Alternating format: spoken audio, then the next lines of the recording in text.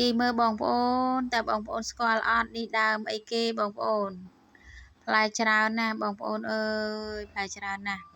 ហើយបើបងប្អូនស្គាល់ជួយខមមិនប្រាប់ខ្ញុំផងតើជាផ្លែអ្វីចាជាដើមអ្វីដែរ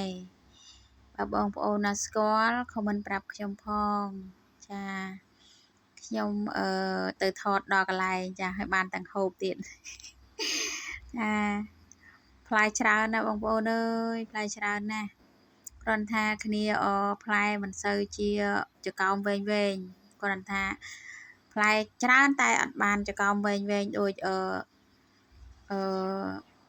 បោះគេផ្សេងអញ្ចឹងណាតែបោះគាត់នេះផ្លែបែបតងខ្លីៗបងប្អូនហ្នឹងហើយបើបងប្អូនស្គាល់ជួយខមមិនប្រាប់ខ្ញុំផងចាតែរសជាតិឆ្ងាញ់បងប្អូនតងខ្លីតែរសជាតិឆ្ងាញ់